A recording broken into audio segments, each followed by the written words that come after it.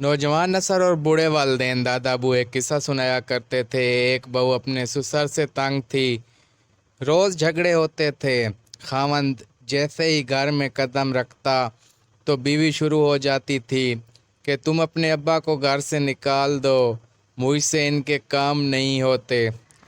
یہ بوڑھا تھونکتا ہے، سارا دن کھانسی کرتا ہے، مجھے گھن آتی ہے۔ ایک دن خاوند گھر آیا تو اس کی بیوی گھر چھوڑ کر جا چکی تھی اور یہ پیغام چھوڑ گئی تھی کہ جب اپنے ابا کو گھر سے نکال دو تو سندیشہ بھیج دینا، میں خود ہی واپس آ جاؤں گی۔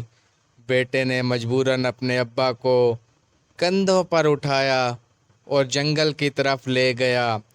شدید گرمی کا موسم تھا۔ بیٹے نے ایک درخت کی چھاؤں میں اپنے ابا کو بٹھا کر معافی مانگی اور جانے کے لیے کھڑا ہوا۔ باپ ایک مرتبہ رویا اور پھر مسکرانے لگا اور آسمان کی طرف ہاتھ اٹھا کر بیٹھ گیا۔ بیٹے نے پاس بیٹھ کر رونے اور پھر مسکرانے کی وجہ دریافت کی تو جواب ملا، بیٹے میں نے بھی اپنے باپ یعنی تمہارے دادا کے ساتھ یہی سلوک کیا تھا۔ وہ وقت یاد آ گیا تو آنکھوں سے آنسو نکل آئے، مگر میں اپنے باپ کو دھوپ میں بٹھا کر واپس چلا گیا تھا، جبکہ تم نے مجھے درخت کی چھاؤں میں بٹھایا۔ اس بات پر مسکرا دیا کہ میں اپنے باپ کی نسبت خوش نصیب ہوں۔ یہ سب سننے کے بعد باپ بیٹا ایک دوسرے کو گلے لگ کر رونے لگے۔ بیٹے نے باپ کو واپس کندھوں پر اٹھایا اور گھر آ گیا۔ بیگم کے گھر جا کر کہا، میرا باپ میرے پاس ہی رہے گا، میں اپنی آخرت اور بڑھاپا اپنے باپ کی طرح تباہ نہیں کر سکتا۔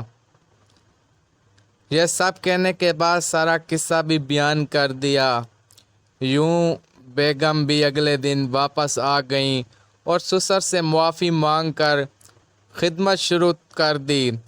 دادا ابو کہتے تھے تب عورتیں بھی ایسی سمجھدار ہوتی تھیں اور لوگوں میں خوف خدا پایا جاتا تھا۔ ناظرین، اللہ تبارک و تعالیٰ سے دعا ہے کہ اللہ تبارک و تعالیٰ ہمیں دنیا اور آخرت میں خیر کثیر عطا فرمائے۔ دوستو، اگر یہ ویڈیو آپ کو اچھی لگی ہے تو ہمارے چینل کو سبسکرائب کر دو اور ساتھ میں بیل آئیکن کو بھی دبا دو۔ اللہ